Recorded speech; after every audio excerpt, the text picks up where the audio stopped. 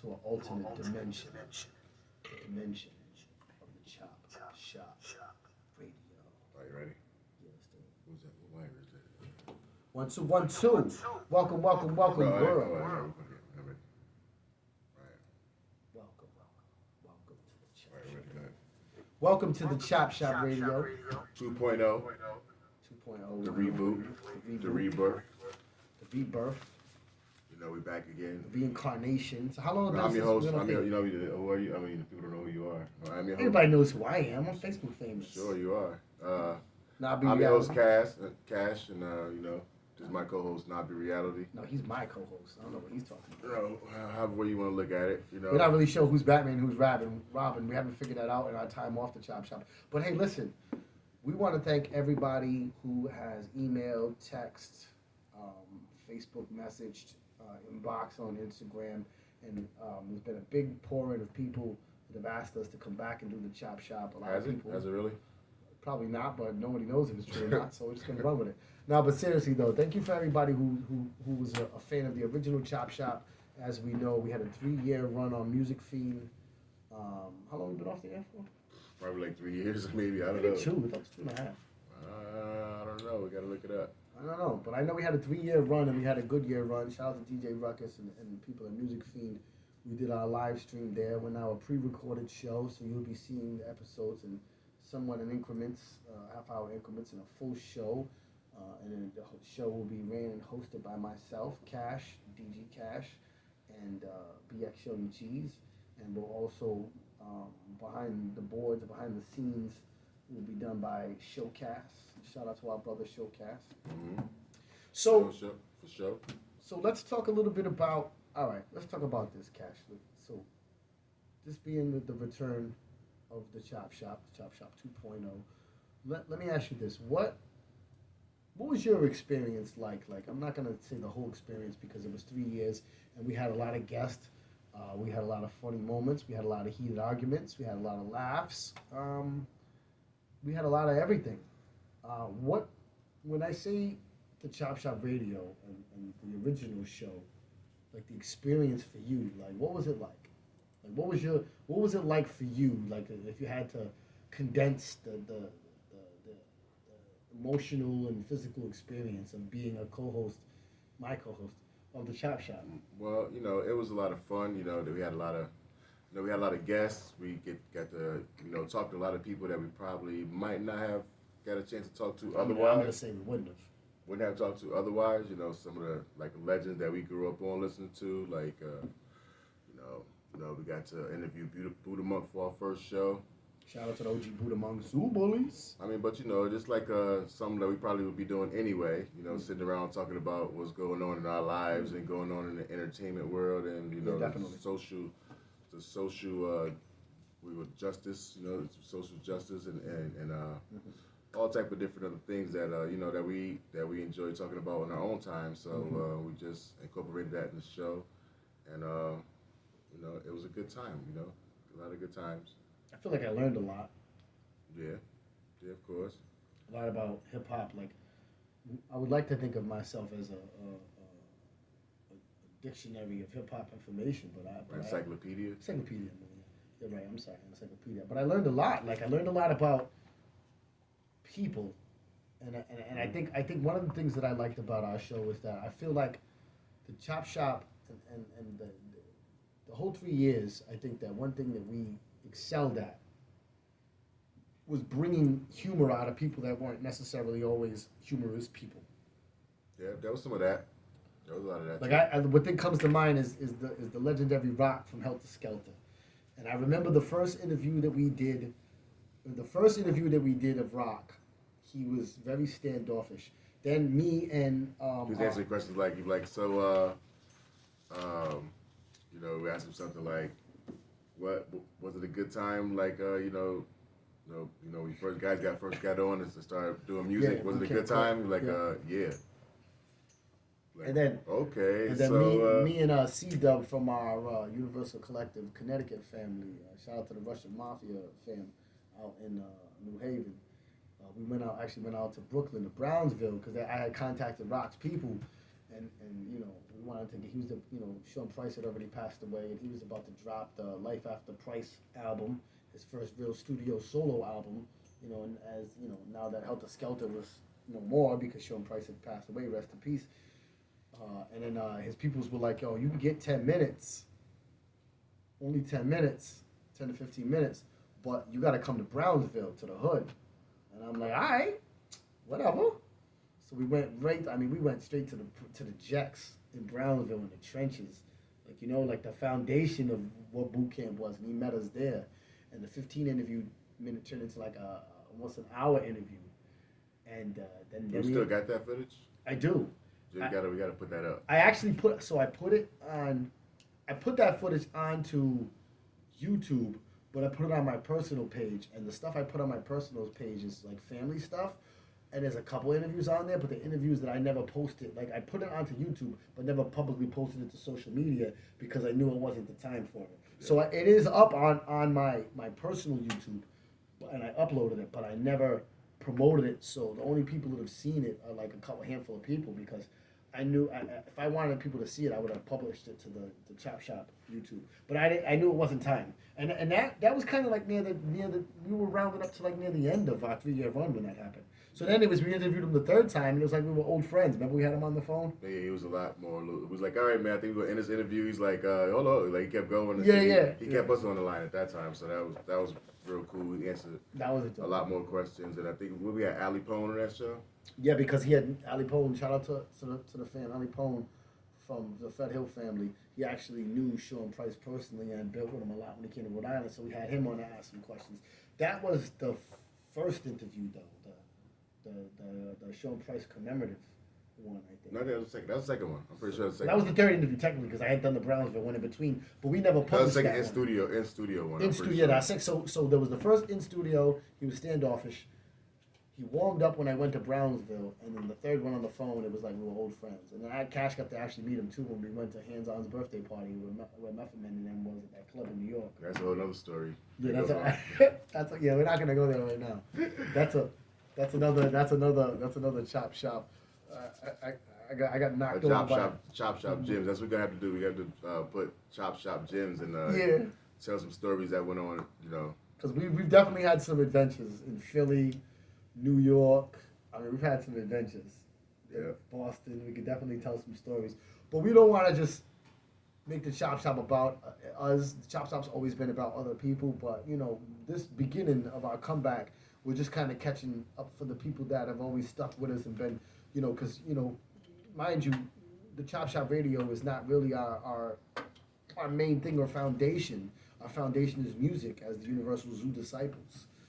Part of the Brooklyn Zoo Bullies, Wu-Tang Killer Bee family, and the Universal Killer Bees. Rest in peace to the God, Papa Wu, Universal Freedom Alliance. Shout out to our big brother. You know what I'm saying?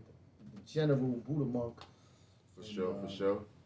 So there's all the elements of that, and the Chopp Shop was just something that we did on the side, but it actually became like one of the bigger door openers because, like Cash said, it was a real different experience talking to people, interviewing them, and saying, "Hey, listen to my music." So we got to interview a lot of great people. I mean, we're talking like we got to do Master Ace, we did Sadat X, Lady of Rage, Fred Hampton Jr., Raz Kaz, yep. Ed O.G., yeah, we did a lot. We did a lot of people. The whole Brooklyn Zoo. Yeah, pretty much the whole Brooklyn Zoo. At different times, we got J.U. Ice. Yep, shout out to the big brother J.U. Ice from the Wu-Tang Worldwide DJ Coalition, our family, and we also got to do Fu Quan from the Gravediggers. Yeah. We did Capadonna. We did Papa Wu numerous times. Yeah. Johnny Jukes from Public Enemy. Tragedy Gaddafi. That was a good interview. Yeah, that was a fun interview. We gotta go back. We gotta see those interviews we have in our archives, but we didn't really do. I feel we didn't really do a lot of promotion around those because we had some issues with the live stream. This thing about this us and podcasting. Like everybody has a podcast now. Yeah. I mean, we wasn't the fucking the founders or the creators or like, but we was in it early before it is now. It was like flooded. Like it is now, yeah. Before it was flooded. Everybody. And we didn't know what the hell we were doing. We didn't set out to do it either. It kind of just fell in our lap. We were just doing it. That's a whole other story. Yeah, so we were just doing it just to be doing something and just to keep moving. Yeah, so we just was having fun. It was fun for us at the time, So it wasn't like we was like thought of it as a job or yeah. It's kind of like a hobby for us at the time. Yeah. So we were just going into it, and at one point it got more fun than making music.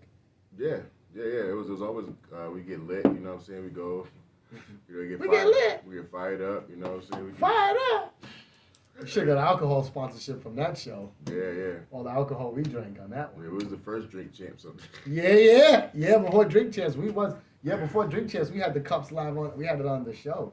It was funny because if you think about it, we had like a little bit of $1 million worth of game aspect into it, and Drink Champs was both become huge pop. And we would go back and forth, and like Gilly and Wallow go back and forth. We would go back and forth and talk shit to each other. Yeah. And we were also drinking and had guest drinking and stuff like that. So it had a little mixture of both of those. If we knew what we were doing, we could like capitalize But But that's part of the interesting thing. So I would encourage anybody out there that has a dream or has a desire. I wouldn't say just jump into podcasting because that might not be your lane and there's already so many people doing it.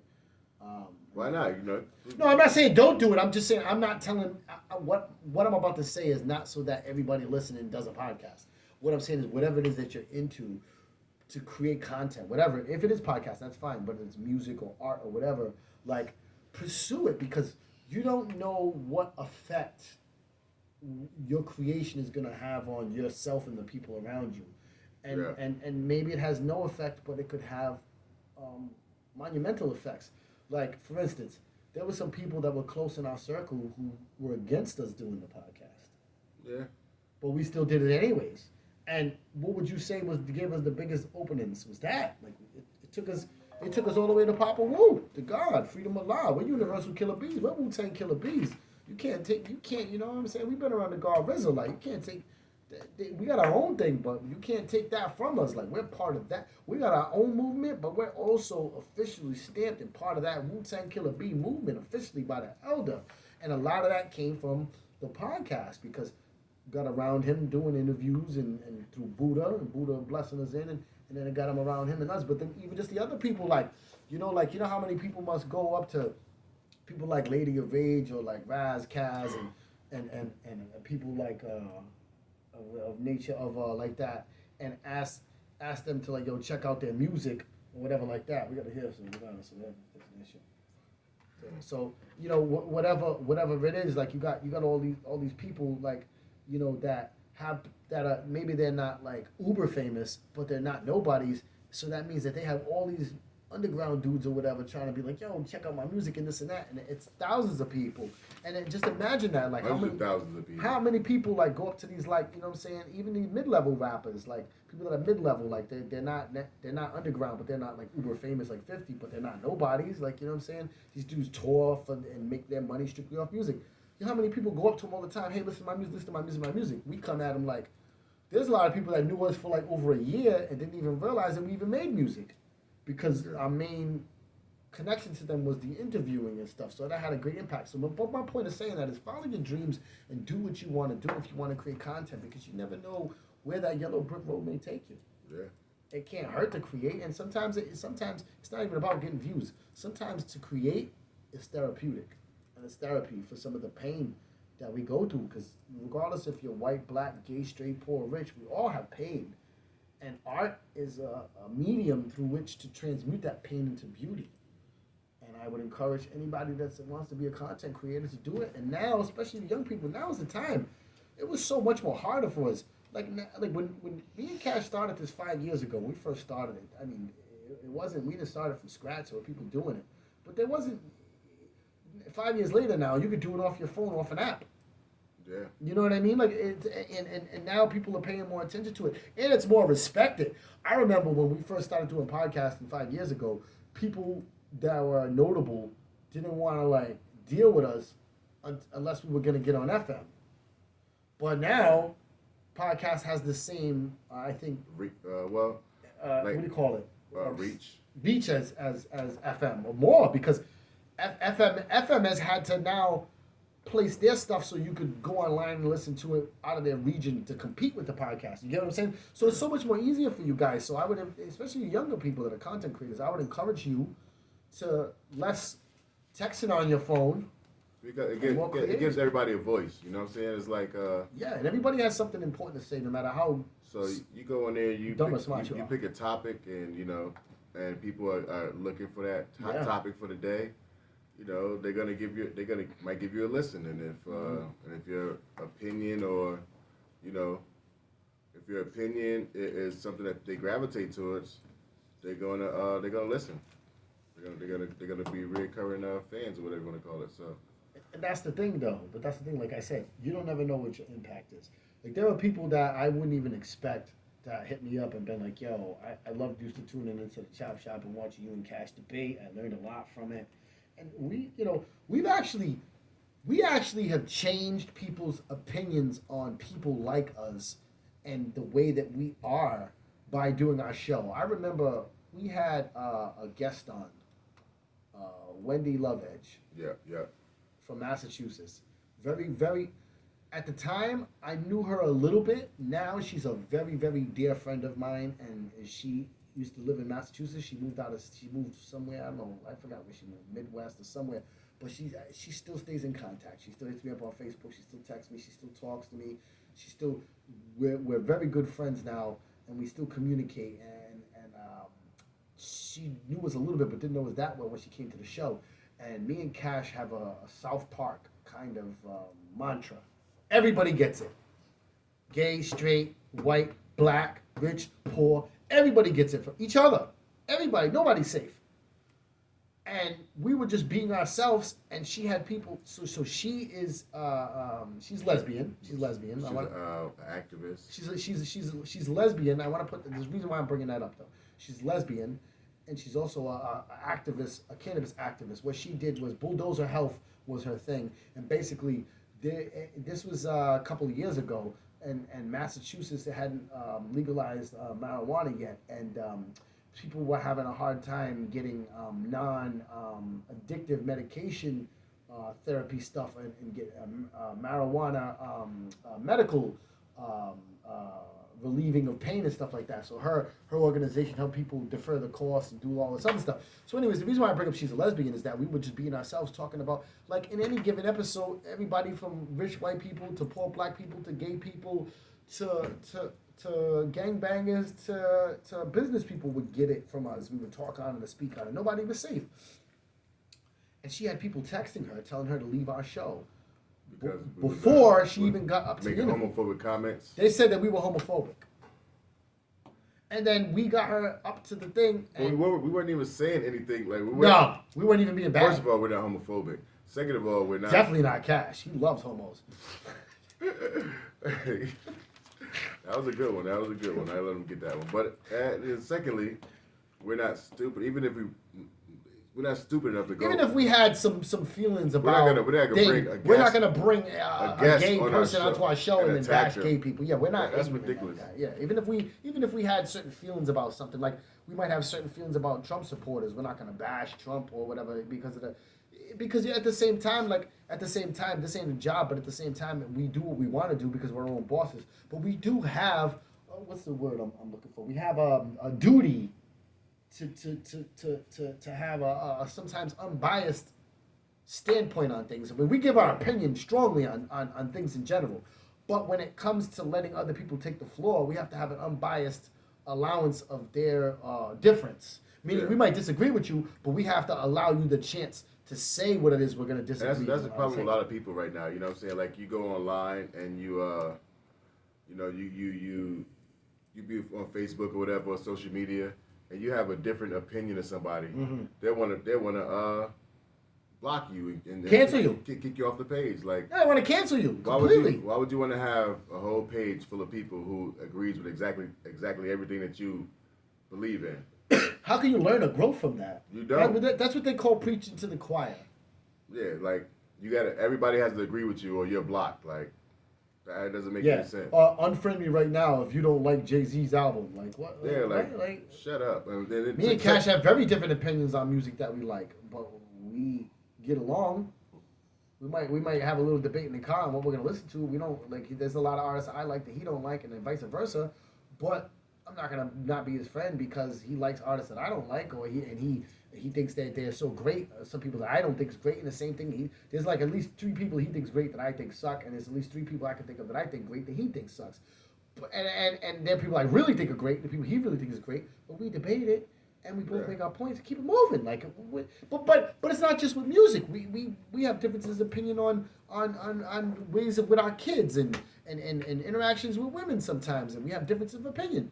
There's no such thing as right or wrong in this world. Everything is a matter of perception, and it's all about your lens. Yeah, it's all it is. Because one person's hero is, one person's terrorist is another person's freedom fighter. Yeah. So the way depending on how you look at it. It's all about your lens. Yeah. Like, so that brings it 360 and we can move on. Wendy went from about to leave the show to sitting with us, getting to know us, and now she's a dear friend and she still stays in contact even though she. Yeah. So shout out to Wendy Love Edge. I guess, and it came with a conversation of us just explaining ourselves and our online. I give her credit because she addressed us on our own show. Yeah. And that's one of the first times someone checked us on our own show. She's tough. She's badass. I mean, she is badass. Wendy Love Edge is I love you. I love you, Wendy, and I love everything that you're doing, and I hope you're doing well. And I'm gonna send her this episode when we post it. Because like I said, she still stays in contact. She's gonna be mad that I don't remember where she moved to, but I talk to so many people all around the world, I forget where everybody's at. But he's lying. I do have a lot of love for you. He just don't remember. Shout out to everybody across the world that tunes in the Chopp Shop. So let's switch gears real quick. And then we can wrap. We're gonna wrap up this part of the segment of This Is Us. Just kind of like this right here is just our intro, just us talking and get to know like where we've been at and that. So let's talk about some cash. One of the things that we've been working on behind the scenes, a lot's happened since we ended the Chopp Shop. A lot has happened. I had another son. Shout out to my son's mother Lisa for giving me another crazy Mexican son. Beautiful. I defied science by having a Mexican son, with me being Puerto Rican, black and white, and my girlfriend being Portuguese. We somehow had a Mexican son kid. Yeah. Now, Ilea and Josiah and Amira, and Judah have a little crazy brother. And we dressed him up as a Mexican Day of the Dead person. So he looks very Mexican. But anyways, I've had a son. El Chapito. Papa Wu has passed away. We started Gritty Works, which is G's does a lot of graphic design, and he actually does clothing now.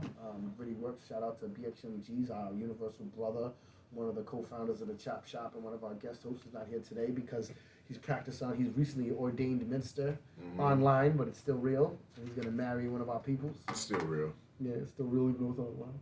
And then, so let's talk about, I want you to talk about Cash. So we got that going on, and I've been behind the scenes working on the Universal Killer Bees project. It hasn't gone into full motion yet because, to be honest with you, the last 2 years, it's been tough with Papa Wu's passing. And for anybody who's a fan of the Chopp Shop or fan of UZD knows that me and Papa Wu were extremely close, like father and son close, and his death took a real big toll on me, to be honest, and it put me through a lot emotionally, but it also brought out a lot of strength in me. And there's a lot of interviews and recordings of Papa Wu and Universal Killer Bees, which is the team that him and I founded, which Cash and G's are a part of. G's actually came up with the name. That's going to eventually come out, but that's in the future. But right now, we got Gritty Works, but we also have something that Showcast and Cash put together called Beat Bank Productions. Talk about that and what that is. So Beat Bank Productions is basically a production company and online, platform for us to, sell and license, instrumentals and beats. Some would be at an affordable price, mind you. They're very affordable prices. Got packages, some free downloads also. So yeah, you go check that out at www.beatbank.co. And yeah, you go there and for creative content creators, people who just want to use different type of beats. You know what I'm saying? Like we have all types, all genres from trap to boom bap, wide variety. R&B joints, Afro beat joints. All types. I like that there's Afro beat on there. Yeah. Afro beat's got a lot bigger in the last couple of years.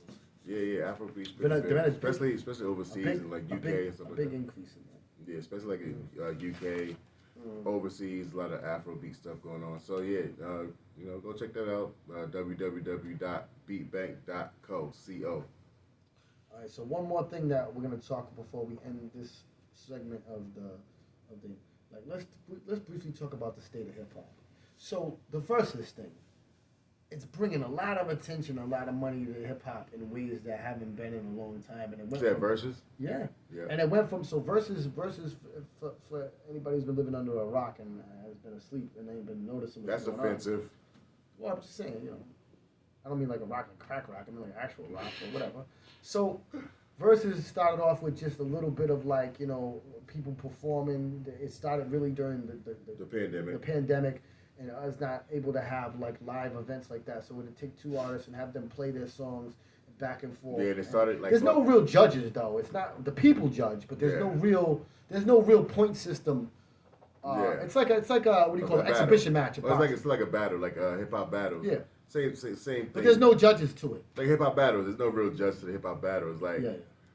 Like same type of thing. But yeah, like you say, it started with the during the pandemic, but now it's gotten huge. Now it's a big big deal. It's now Ciroc is behind it. But what I'm saying is like right? it's like a big production, a big production now. Yeah, it went from like a little thing, like it went from like RZA and DJ Premier are using their phones on Instagram Live to like the Madison Square Garden type of thing. Yeah. So I think Versus shows how big the culture of hip hop has become.